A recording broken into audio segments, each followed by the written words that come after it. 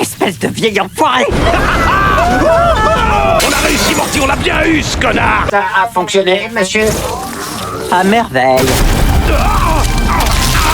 Rick réussira-t-il enfin à terrasser l'ennemi le plus redoutable du multivers? Ou Morty Maléfique lancera-t-il une guerre interdimensionnelle si violente que même la famille Sanchez ne pourra pas se cacher derrière le canapé? L'épisode commence sur une après-midi qui ressemble, à première vue, à quelque chose de terriblement normal. Summer est affalée dans le canapé et Morty a un gobelet XXL de chez Seth, le genre de verre qu'on commande uniquement quand on a décidé d'abandonner toute ambition pour la journée. Jerry et Beth se prélassent au bord de la piscine. Tout le monde est détendu. C'est exactement le moment où, dans Rick et Morty, quelque chose de cataclysmique se prépare en silence. Morty jette un œil vers Rick. Et là, quelque chose cloche. Rick, le Rick Sanchez, le génie le plus dangereux de l'univers, est en train de texter. Avec ce sourire en coin discret qu'on arbore quand on fait quelque chose qu'on ne devrait clairement pas faire, Morty essaie d'ignorer. Il boit une gorgée, il regarde ailleurs. Mais vous connaissez Morty, la curiosité chez lui, c'est comme une plaie ouverte. Il sait que ça va faire mal, et pourtant il gratte quand même. Il insiste pour savoir avec qui parle son grand-père. Rick fait celui qui n'est en train de parler avec personne. La situation monte rapidement.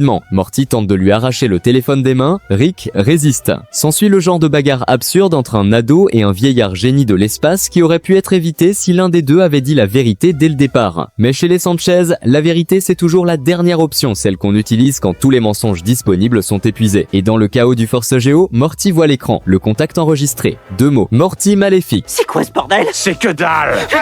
Ouais, si c'est un monstre! C'est que dalle! Rick essaie de justifier. Il explique que oui, Morty Maléfique est extrêmement dangereux et menace constamment d'effacer leur famille du multivers, mais que c'est justement pour ça qu'il est obligé de collaborer avec lui de temps en temps. Parce que l'aider occasionnellement, selon Rick, c'est la meilleure façon de garder les choses sous contrôle. Une diplomatie secrète de la terreur, en quelque sorte. Tu bosses pour ce mec? Je le vois comme un genre de Q qui me file des missions. Tu connais Q, Morty, dans Star Trek?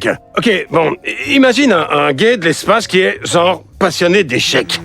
C'est à peu près ça. Sauf que pendant que Rick prend son temps pour répondre aux messages, de l'autre côté du multivers, Morty Maléfique commence à s'impatienter. Et Morty Maléfique qui s'impatiente, c'est jamais une bonne nouvelle. Un portail s'ouvre dans le salon avec la désinvolture d'un type qui sonne à une porte qu'il pourrait très bien défoncer. Morty Maléfique débarque, son célèbre cache, œil vissé sur le visage, ce regard froid et calculateur qui donne l'impression qu'il a déjà calculé exactement combien de manières il pourrait vous détruire, et qu'il a choisi la plus élégante. Rick se justifie. Il lui explique qu'il était juste en train de mettre son Morty au courant de toutes les aventures et missions qu'il réalise hors caméra, les choses qu'il ne se disait pas, comme dans un mariage en quelque sorte. T'es au courant que je peux pas te blairer, c'est ouais. Il y a dans cet échange une tendresse inversée absolument terrifiante. Après ce bref moment de sentiments refoulés, Morty Maléfique ouvre un nouveau portail. Et parce que Morty est là, il lui fait signe de venir aussi. Morty hésite, mais on ne dit pas vraiment non à Morty Maléfique pas quand il vous regarde avec cet air qui signifie que votre refus est simplement une variable qu'il a déjà prise en compte dans ses plans de contingence. Les trois traversent le portail, la base de Morty Maléfique est monumentale. Morty regarde autour de lui, impressionné malgré lui. Puis il se reprend. Je pense qu'on peut se le faire.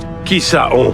Je sais me battre, connard. Morty Maléfique se retourne, lentement, et au lieu de se mettre en colère, il sourit, ce qui est objectivement bien plus inquiétant. Il emmène Morty vers un écran panoramique et lui montre quelque chose que peu d'êtres ont eu le privilège ou la malchance de voir. Le multivers en entier. Des milliards de réalités imbriquées les unes dans les autres, pulsant comme un organisme vivant. S'il t'efface, il s'efface par la même occasion. On peut en venir aux faits? Morty Maléfique referme l'écran avec la sobriété d'un homme qui vient de lâcher une bombe émotionnelle et qui préfère ne pas regarder les dégâts. Et il révèle enfin la vraie raison de la mission. Il existe une entité. On l'appelle le collectif. Ce n'est pas une créature à proprement parler, c'est une force. Une aberration cosmique capable d'absorber des univers entiers comme si ça n'avait jamais existé. Et il avance inexorablement vers la courbe centrale, finit le point névralgique autour duquel tout le multivers s'articule. Si le collectif l'atteint, game over. Pas pour une dimension, pour toutes. Vous discutez pas du tout d'habitude ou...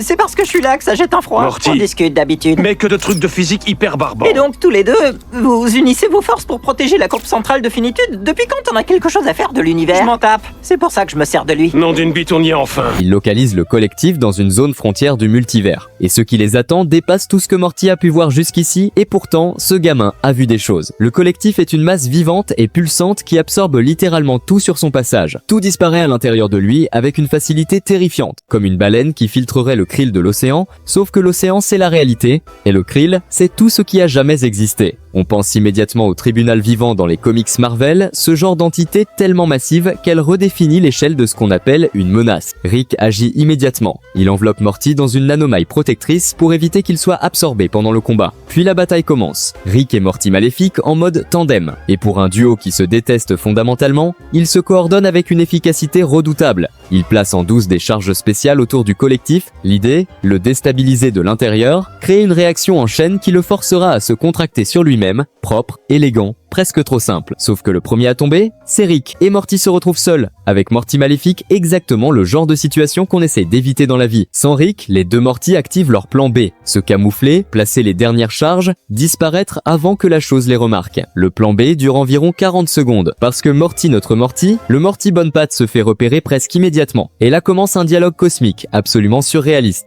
Il s'agit bien de moi, mais ça ne fait qu'envelopper quelque chose qui n'est pas moi. Nous sommes le collectif, je suis le collectif.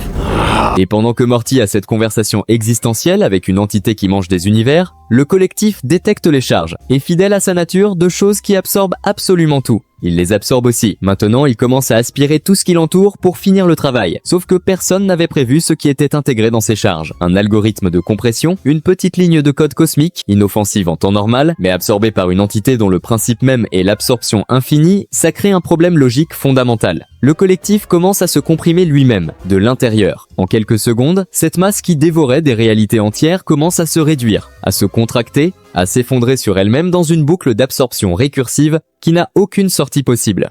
Alors, on s'est fait capturer? Sauf que c'était clairement pas de ma faute. Tu m'as vraiment chié dans les bottes, Morty. En tout cas, c'est pas des bombes ou un truc du genre. C'était hyper stressant, ok? J'avais pas de... Laisse tomber. Mais j'avoue qu'au final, ta capture a plutôt joué en notre faveur. C'était Et pas j'ai mal. kiffé discuter avec ce mec. Ouais, il était plus intéressant que celui de la semaine dernière. Donc vous partez tous les deux faire des missions comme ça, régulièrement?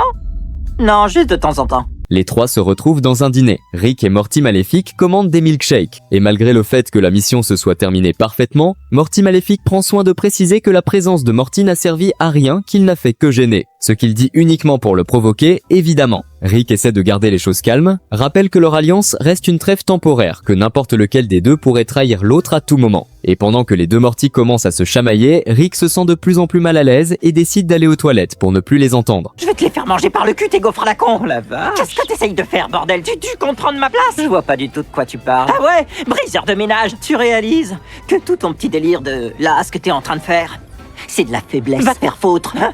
Tu sais quoi?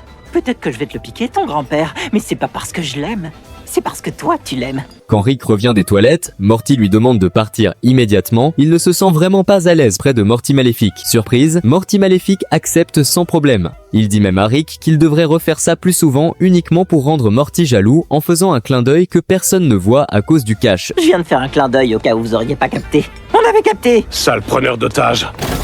Mais tout bascule quand Morty Maléfique rentre à sa station. Il trouve sa base entièrement détruite. Pas de traces de combat, pas de débris reconnaissables. Il cherche les enregistrements de sécurité, effacés, proprement, méthodiquement. Il essaie de contacter Rick, son numéro est bloqué. Et là, en un instant, Morty Maléfique comprend. Rick a agi en premier, pendant qu'il mangeait des gaufres, pendant qu'il riait de leur blague cosmique. Rick avait déjà lancé l'opération en profitant de l'absence de Morty Maléfique pour neutraliser sa base en un coup chirurgical. La trahison parfaite. Rick, lui, pense avoir réglé le problème. Il pense que sa famille peut maintenant dormir tranquille, à l'abri du Morty le plus dangereux du multivers, et il se fait beaucoup d'illusions. Parce qu'il connaît Morty Maléfique, alors il agit. En quelques heures, la maison familiale est téléportée dans une dimension bunker, une réalité parallèle conçue pour résister à une attaque, système de défense automatique. Rick a même recruté une version de leur voisin Jean, arrachée d'une réalité adjacente pour renforcer la sécurité intérieure. Rick rassemble tout le monde et explique la situation. Il va venir, c'est inévitable. Mais Morty Maléfique a des failles. Son laser Akira a un temps de recharge de 20 secondes après chaque tir. 20 secondes pour l'attaquer. S'il vous bloque dans un coin, balancez-lui une phrase hyper vulgaire. Quoi?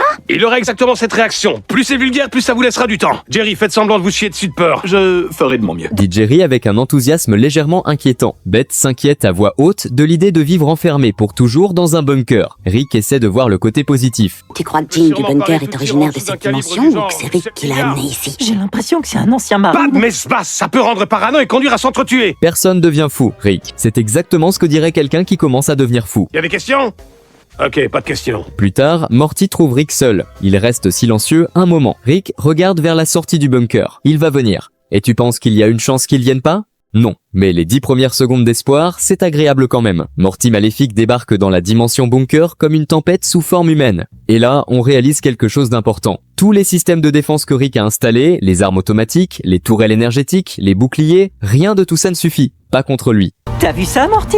Il a construit cette dimension rien que pour moi. Je vais pas te mentir, je l'ai construite pour plusieurs autres raisons. Tu n'es pas spécial, mon pote. Et là commence une des batailles les plus spectaculaires de toute la série. Morty Maléfique projette un champ de force capable de décomposer la matière organique. Rick esquive, riposte avec des rayons oculaires, une technologie qu'on ne lui connaissait pas et qui soulève des questions sérieuses sur ce qu'il cache encore dans ses globes oculaires. Morty Maléfique lance une sphère de terre ardente, Rick active un exosquelette et se projette hors de la zone d'impact. La maison elle-même entre dans la danse, style Transformers, mais version beaucoup plus destructrice. Morty Maléfique répond en générant une aura d'énergie gigantesque qui neutralise tous les vecteurs d'attaque simultanément. Rick se transforme en masse élastique pour envelopper le bouclier de Morty Maléfique et tenter de le comprimer de l'intérieur. C'est absurde, c'est brillant, ça échoue. Morty Maléfique projette des ondes tranchantes qui découpent Rick en plusieurs morceaux. Le silence. Morty Maléfique récupère le cerveau de Rick, le tient comme un trophée, se retourne vers Morty. 2 secondes. Rick réapparaît. Corps régénéré. Nanobo en marche. Il arrache son cerveau des mains de Morty Maléfique avec l'irritation d'un homme qui récupère son téléphone dans le bus. Il se passe quoi, là? Il y a un truc que j'ai pas capté?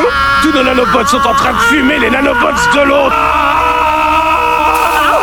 Morty décide d'intervenir physiquement dans le combat, ce qui ne change pas grand-chose à l'issue de la bataille, mais provoque quelque chose d'inattendu. Dans le chaos, les deux Morty se retrouvent côte à côte et commencent à se désigner mutuellement, comme dans ce même d'araignée. Rick active discrètement la signature biométrique qu'il avait injectée à son Morty plus tôt, résout le problème en 2 secondes et tente d'enfermer Morty Maléfique dans une poche interdimensionnelle. Morty Maléfique s'en échappe presque immédiatement. Je vous déteste tellement, les mecs. Non, c'est faux. C'est d'ailleurs pour ça que maintenant tu veux nous tuer.